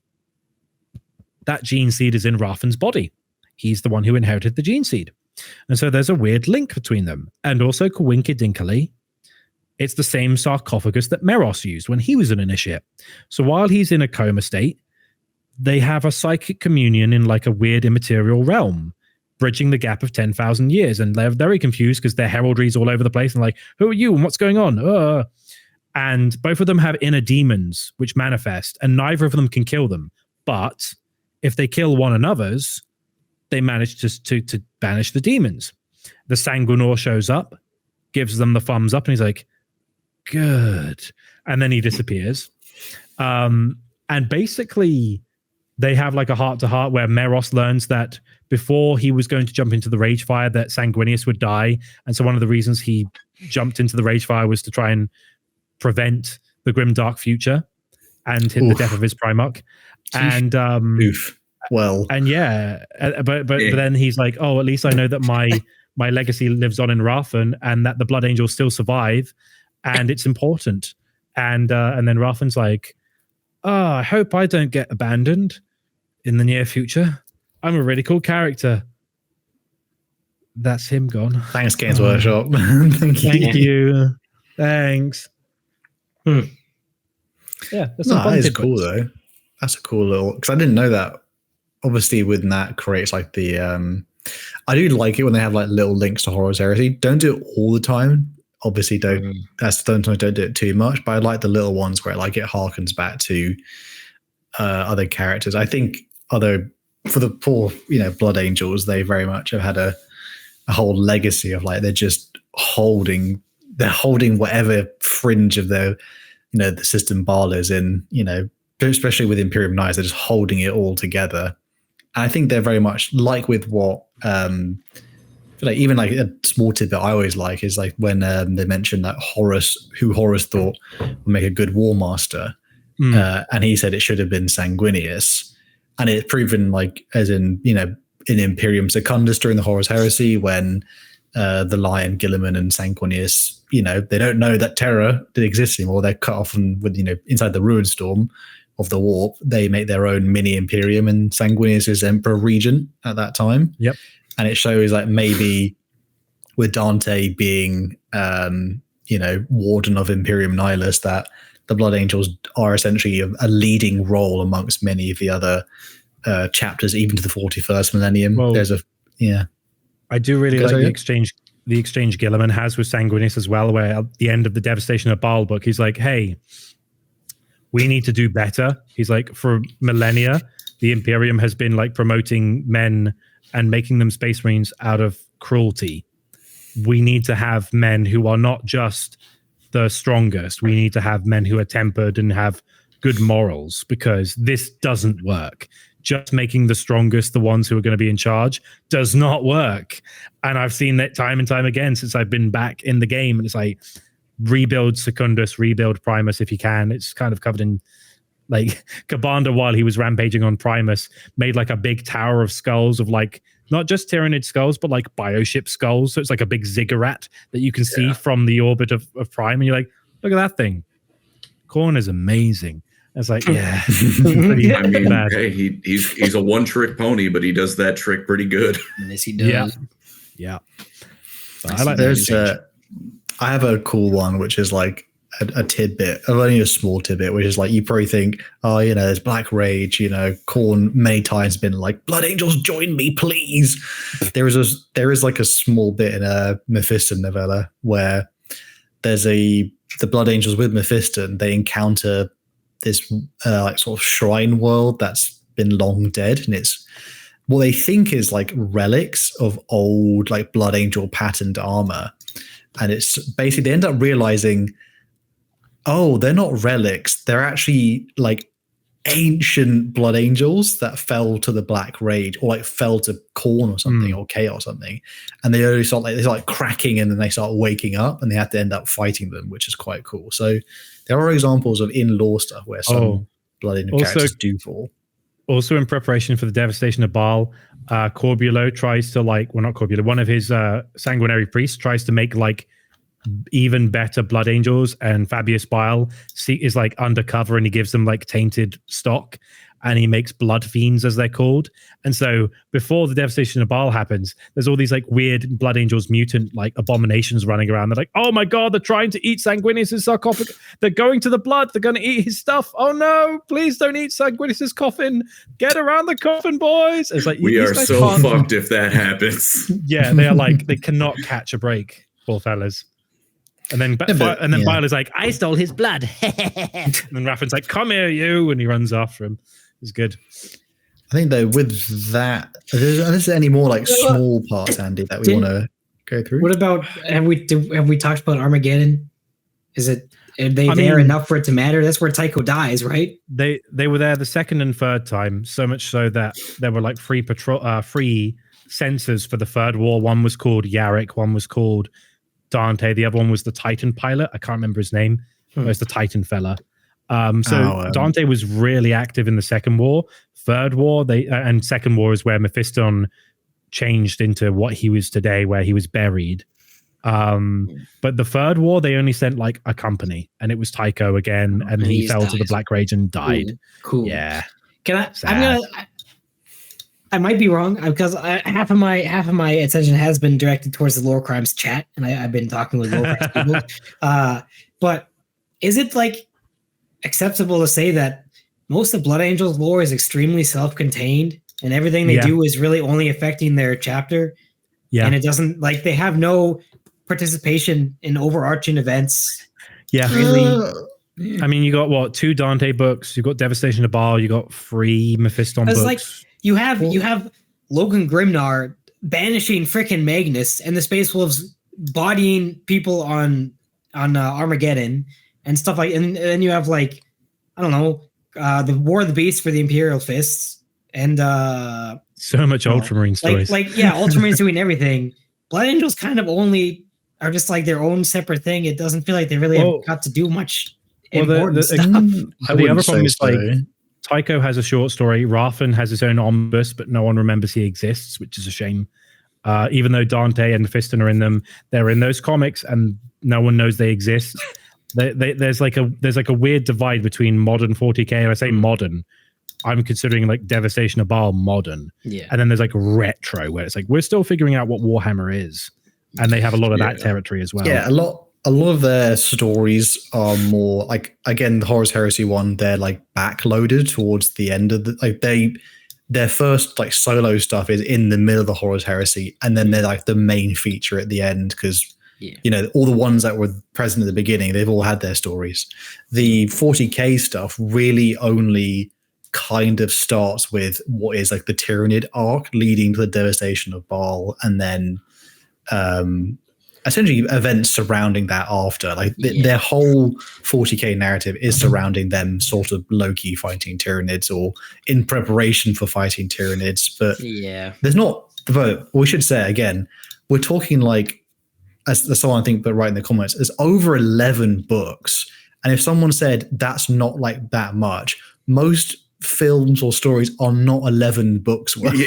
So we are, but when we like, say, that being said, you can write a book that really says nothing. Like just because volume doesn't equal like amount of but a lot like, happens in it, and they get a lot of love, but most of their stories essentially often focus around their home world though. That's what I'm getting. The Blood Angels lore seems to be Blood Angels, Space Marines doing miscellaneous things. Well, their big thing is we did that thing when we got all our successors together, kind of like the first wall in the War of Beasts, and that was our version of that. Like that's their thing. And then it's oh, we didn't die. That's good. Most other stuff is like with most Space Marine things is like, oh, they 3 companies were sent to blah blah blah war zone, but that's most. Like that's most codex lore. It feels easier to like look at other Space Marine chapters and see what they've like accomplished in the galaxy, and it's harder to see Blood Angels other than them defending their own homeworld. I guess Armageddon's big though, because obviously Dante. Everyone was like, "Oh my god, it's Dante." There are stories where they do feature as side characters and other things. Like Dante is when the Salamanders meet what's his name, Tushan. The chapter master Salamanders, when he's newly appointed, he goes to meet Dante, and they're the ones that bow to Dante, and the Blood Angels don't bow back because they're like, oh my god, he's the legend. I guess what I'm trying to say is it's like if you had the Ultramarines and the only real story arc the Ultramarines had was the Battle of McCraig against the Tyranids and nothing else, then the Ultramarines would be a whole lot less interesting, right? Does that make sense? As far as 40k goes. But the Ultramarines have done a billion other things in the overarching story, right? I think the big elephant in the room with Blood Angels is Dante is now overall commander of Imperium Nihilus, who's also returned to Imperium Nihilus, the Lion, who's in Dawn of War now. It's like, oh, what you're gonna supersede the Primarch? Oh, that'll go well. Okay. So I'm like, oh, is he just gonna get sidelined by the Lion, perhaps? I don't know. Probably. Or they make they make their own, like there's a plot line which is, Imperium Secundus has been revealed in whatever 40k, and it's gonna bite Gilliman in the arse unless they make a new triumvirate, the Lion, Gilliman, and Dante instead of the Lion, Gilliman, and Sanguinius. So again, like it's hard to tell because a lot of the 40k stuff is always it's 10 years in the making. So or they could just do that with all their chapter masters and leave the Primarchs alone, but that's not allowed. Also, remember that Njal Stormcaller has currently got a 100% record for sussing out which Primarchs return in what order.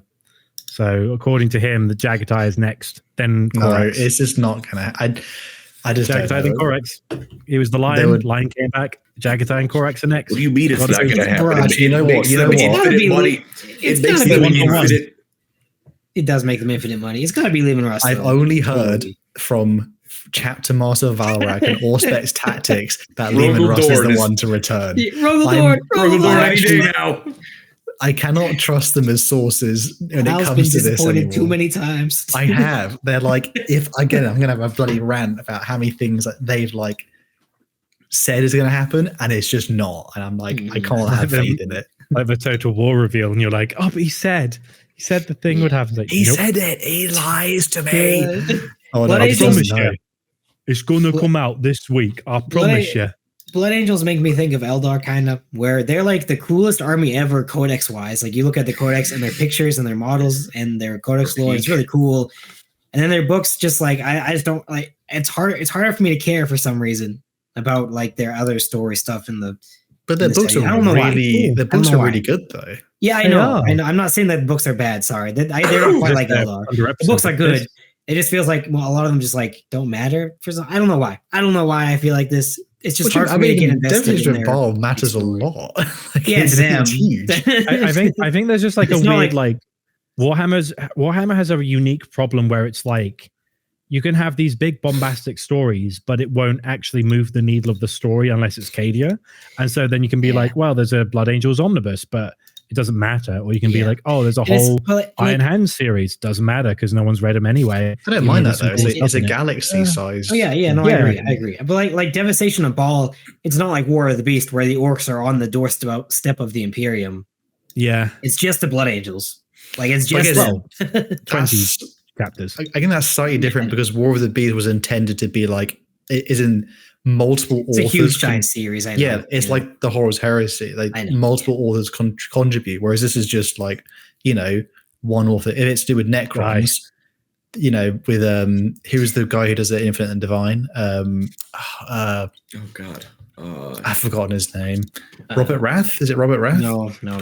I think he has Nick in the name. No, it is Robert Rath. Is it? Yeah. But sorry, I was thinking Twice Taking. Sorry. Yeah, but like those two books can come out, like or Twice the King come out, and you can be like, someone could be like, well, what does that change about the whole story? You'd be like, it doesn't have to. It's just enjoyable lore. No, I know. I'm not saying it has to. I think I'm too spoiled by Necron lore because Necron lore, like huge things happen in every single book that you read, and they have implications quite often to the overarching setting. And I've been listening to too much like Call and Fabius Bile and stuff like that, but I don't know. The thing is even with the Devastation of Baal, it's not just one book. There's the one book, there's the anthology of short stories, and there's two codex supplements with the Shield Worlds of Baal, which is two. It's like the Badab War. There's like two of them, but it's like no one's read them. I have. But it's like, yeah.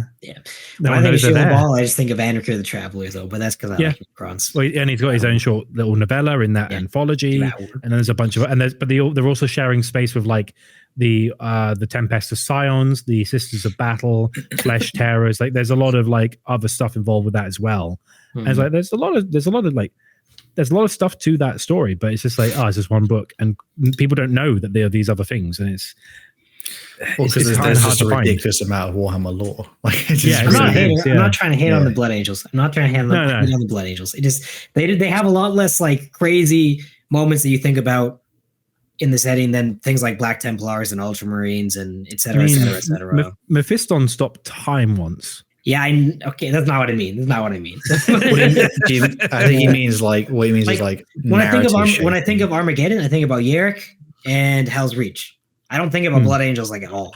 I think Tycho died and that feels bad. That's because they're not the novel focus on those ones, whereas they are that's what I mean. Like, yeah. That's fair. I think with that though, because I don't know if there's any more. Appreciate everyone who has been a member and donating so far, but I think we had the previous question of the week, Colin, I think. We do have some donations. Should we do them after the question of the week, so that we can? Let me pull those up. So it was what are you looking forward to about biotransference? This is on our Necrons episode. Indeed. And thank you to the person who said I'm glowing from the techless pregnancy in that comment section. Donkey Man USA, hashtag biotransference. I'd be able to create a program that automatically takes everything Horrid Hal says, add it to the supercut, and balance the audio without my input. Wow. Appreciate that. How convenient. Nerdcasting 40K, looking forward to reenacting Man versus Machine on a galactic scale. Hey, that's a valid enough reason. Nice. Shout out TF2. Hell yeah. Top 10 games ever. And Rarest Pepe, hashtag biotransference. Not sure this counts as looking forward to, but biotransference is clearly needed just to survive every time Eli heads a stream. Eli does what? Has a stream. Heads a stream. Like you're. Oh, I understand. When you're in charge. Because you die of old age or whatever. Yeah. What's that Necron play where it's like is it for like the War in Heaven where the full thing takes 10 years? Probably. It's probably an infinite time. Well, yeah. Bro's getting too into character. He's making sure you're leaving with all the details. That's pretty good. Did anyone have any ideas from between us then? What would you guys? Oh, what about was it hashtag rage? What do you see when I meant for the Necron? I meant for the Necron. I meant for the biotransference thing. I think I said I'm looking forward to. I'm either Adam smashing myself into what's happening. What?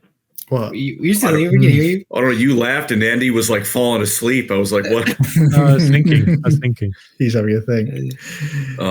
Maybe just bored with your answer. No, I said before, I'm turning myself into either Adam Smasher, Grievous, or Rebecca. Wow. That's what I'm looking forward to.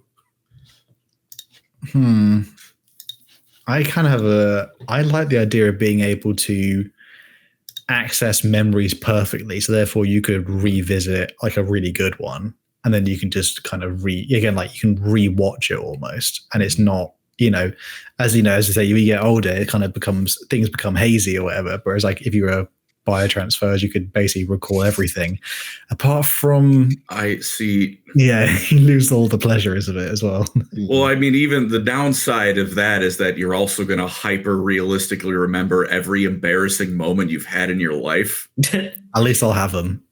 Yeah. I guess, but there's some memories that I please go away. It's only embarrassing if you feel embarrassed.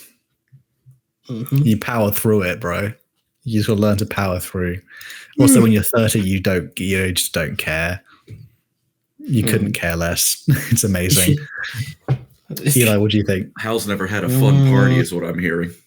Oh, that's definitely not true. If this that was a bit wild. Under the assumption that everyone's getting biotransference, otherwise I wouldn't want to be physically immortal because that would suck. But if everyone is, then I could go off with, wife and buddies and everyone, and we could go crusade amongst the stars, reclaim the dynasties, create the true Necron Empire in our world.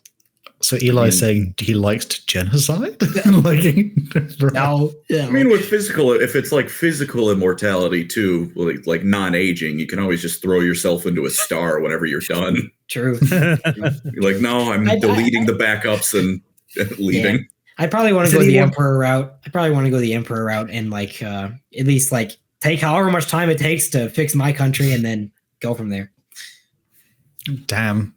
Only has ambitions for Canada, not the immortality. And he's like, let's fix Canada, bro. Someone call up Nate Fallout Forthen, whatever his name is. Andy, what do you think? I think I'd enjoy my enormous necrodermis cock. It's massive. Okay. Shiny. It doesn't do anything for you. No, I just show it off at parties, but like that. It reminds me of the woman is like, yo, Alexa, sexual harassment without the pleasure. Turn my balls off. Oh man, we did have some donations. Oh, sorry, we have to say the new question of the week. We have a new question of the week, didn't we? I think it was hashtag Black Rage, and it was what would you see when you fell to the Black Rage? So the example is, someone here would probably not see Sanguinius. Colin would see every character from Sword Art Online as his true hell. What? Sure. What's his name? Kirito? Kirito? I think so. Kirito. Yeah, you would know. You would know, Colin. You would know his name. You heard that show. Yeah. How many seasons have there been? Someone kill this man. Firing line, please. Actually, I think Colin and Eli would start to see Horus Heresy books walking towards them slowly. I know what I'd see. It would be me reliving Eli telling me in Dota 2, oh, you're going too far forward. You've got to pull back. I've almost got him. It's like, that's not how you play the game. It's like, this isn't fun. This isn't a fun game. Why is it so popular? It's shit. I'd see Andy playing Dota 2 and trying to teach him. It's the same event. It's like poetry, they rhyme. It's like shout out. This reminds me, shout out to my brother-in-law who said the worst day of his life was when we played Uno at my house. Wow. No. We played Trivial Pursuit at my house and it didn't end.